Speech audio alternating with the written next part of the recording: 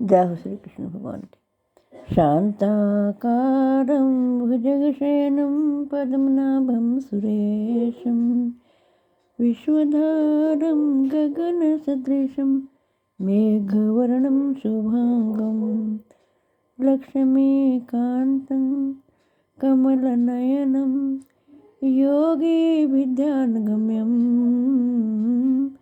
वन्दे विष्णु भवभयहरं सर्वलोकैकनाथं यं ब्रह्मा वरुणेन्द्रुर्मरुतः स्तुवन्ति दिव्यैर्वेदैः साङ्गपदः कर्मोपनिष्ठैर्गायन्ति सामगाः ध्यानावस्थितगतेन मनसा पश्यन्ति यं योगिनो यस्यान्तं न विदुषुरासुरगुणा देवाय तस्मै नमः।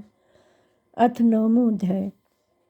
मेरी आपसे हाथ जोड़कर प्रार्थना है कि आपके घर में जो बीमार हो, लाचार हो, चल फिर ना सकते हो, आप उनको गीता जी का पाठ जरूर सुनाएं। जगत के कल्याण के लिए, विश्व के कल्याण के लिए मैंने ये भगवत गीता जी का पाठ शुरू किया है। मैं आशा करती हूँ आप सब इसका लाभ उठाएंगे। अथ 9वां अध्याय। श्री भगवान बोले, तुझ दोष दृष्टि रहित भगत के लिए इस परम गोपनीय विज्ञान हित ज्ञान को पुनः भलीभांति कहूँगा, जिसको जानकर तो दुख रूप संसार से मुक्त हो जाएगा। यह विज्ञान हित ज्ञान सब विद्याओं का राजा, सब गोपनीयों का राजा, अति पवित्र, अति उत्तम, प्रत्यक्ष फल वाला, धर्मयुक्त, साधन करने में बड़ा सुगम और अविनाशी है। हे परंतप, इस उपयुक्त धर्म में श्रद्धा रहित पुरुष मुझको न प्राप्त होकर मृत्यु रूप संसार चक्कर में भ्रमण करते रहते हैं।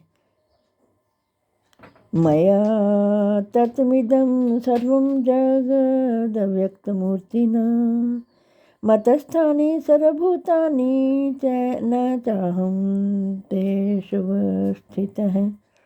मुझ निराकार परमात्मा से यह सब जगत जल से बर्फ के सदृश परिपूर्ण है और सब भूत मेरे अंतर्गत संकल्प के आधार स्थित हैं, किंतु वास्तव में मैं उनमें स्थित नहीं हूँ।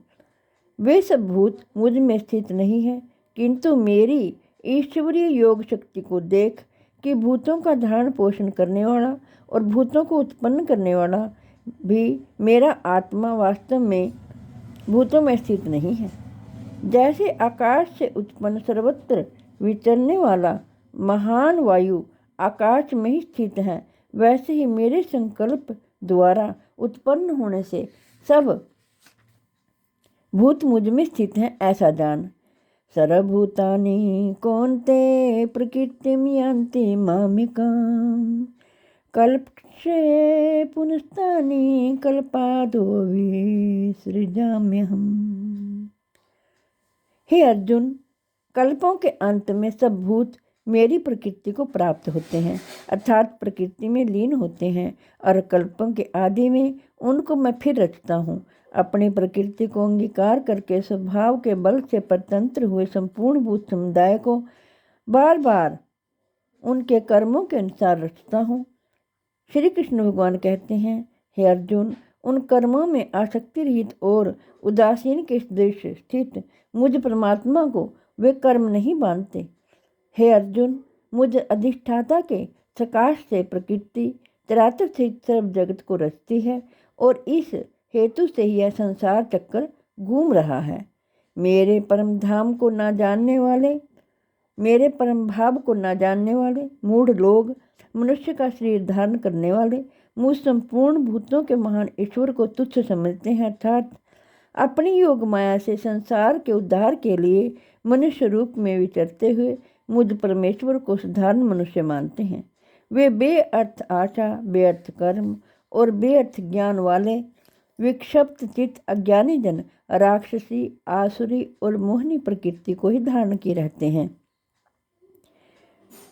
परंतु हे कुंती पुत्र अर्जुन, दैवी प्रकृति के आश्रित महात्मा जन मुझको सब भूतों का सनातन कारण और नाश रहित अक्षर स्वरूप जानकर अनन्य मन से युक्त होकर निरंतर भजते हैं।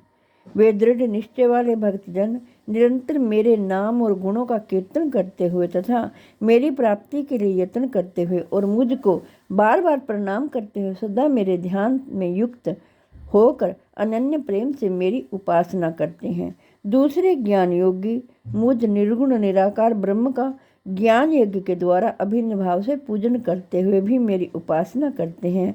और दूसरे मनुष्य बहुत प्रकार से स्थित मुझ विराट स्वरूप परमेश्वर की प्रथम पृथक पृथक भाव से उपासना करते हैं। कृतु मैं हूँ, यज्ञ मैं हूँ, स्वधा मैं हूँ, औषधि मैं हूँ, मंत्र मैं हूँ, घृत मैं हूँ, अग्नि मैं हूँ और हवन रूप क्रिया भी मैं ही हूँ। इस संपूर्ण जगत का दाता अर्थात धारण करने वाला एवं कर्मों के फल को देने वाला पिता माता पिता में है, जानने योग्य पवित्र ओंकार तथा ऋग्वेद सामवेद और यजुर्वेद भी मैं ही हूँ। प्राप्त होने योग्य परम धाम भरण पोषण करने वाला सबका स्वामी शुभ अशुभ का देखने वाला सबका वासस्थान शरण लेने योग्य प्रत्युपकार न चाहकर हित करने वाला सबकी उत्पत्ति प्रलय का हेतु स्थिति का आधार निधान और अविनाशी कारण भी मैं ही हूँ। मैं ही सूर्य रूप से तपता हूँ, वर्षा का आकर्षण करता हूँ और उसे बरसाता हूँ। हे अर्जुन, मैं ही अमृत और मृत्यु हूँ और सत्य असत्य भी मैं ही हूँ। तीनों वेदों में विधान किए हुए सकाम कर्मों को करने वाले सोम रस को पीने वाले पाप रहित पुरुष मुझको यज्ञों के द्वारा पूज कर स्वर्ग की प्राप्ति चाहते हैं। वे पुरुष अपने पुण्यों के फल रूप स्वर्ग लोक को जाते हैं। प्राप्त होकर स्वर्ग में दिव्य देवताओं को के भोगों को भोगते हैं और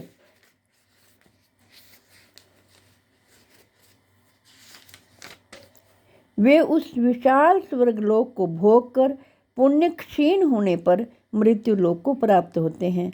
इस प्रकार स्वर्ग के साधन रूप तीनों वेदों में कहे हुए सकाम कर्म का आश्रय लेने वाले और भोगों की कामना करने वाले पुरुष बार बार आवागमन को प्राप्त होते हैं, अर्थात पुण्य के प्रभाव से स्वर्ग में जाते हैं और पुण्य क्षीण होने पर मृत्यु लोक में आते हैं।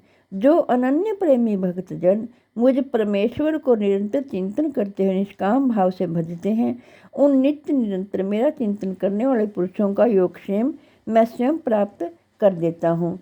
हे अर्जुन, यद्यपि श्रद्धा से युक्त जो सकाम भक्त दूसरे देवताओं को पूजते हैं वे भी मुझको ही पूजते हैं, किंतु उनका वह पूजन अविधि पूर्वक अर्थात अज्ञान पूर्वक है, क्योंकि संपूर्ण यज्ञों का भोक्ता और स्वामी भी मैं ही हूँ, परंतु वे मुझ परमेश्वर को तत्व से नहीं जानते, इसी से गिरते हैं अर्थात पुनर्जन्म को प्राप्त होते हैं।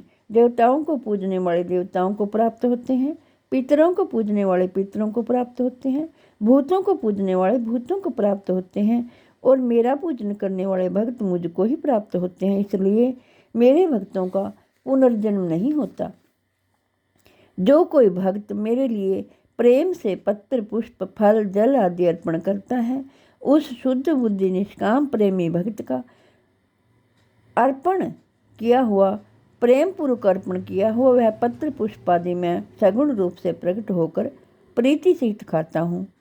श्री कृष्ण भगवान कहते हैं, ये अर्जुन, तो जो कर्म करता है, जो खाता है, जो हवन करता है, जो दान देता है और जो तप करता है, वह सब मेरे अर्पण कर।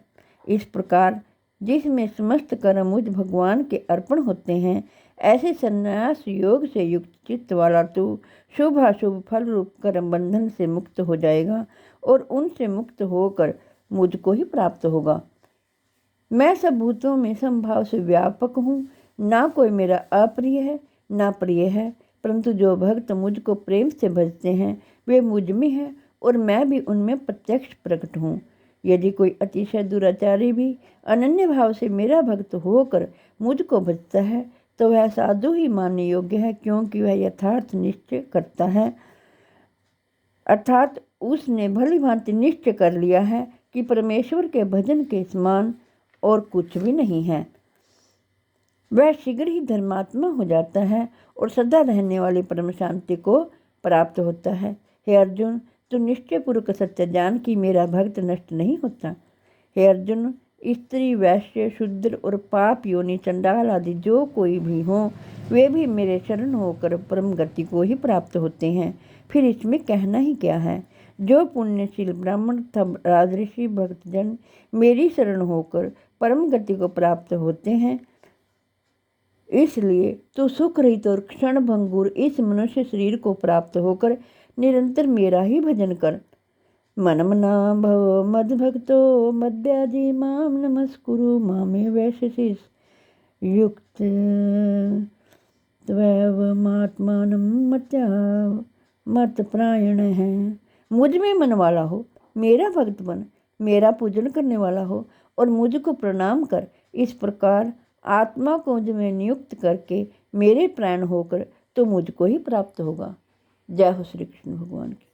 ओम तत्सदिति। श्रीमद्भगवद गीता सूपनिषु ब्रह्म विद्यायां योगशास्त्रे श्री कृष्ण जन्म संवादे राज विद्या योग गुहि योगो नाम नवमोऽध्याय।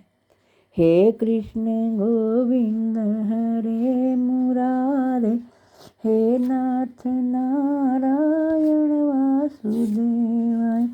हे कृष्ण गोविंद हरे मुरारे, हे नाथ नारायण वासुदेवाय। हे कृष्ण गोविंद हरे मुरारे, हे नाथ नारायण वासुदेवाय। जय हो श्री कृष्ण भगवान।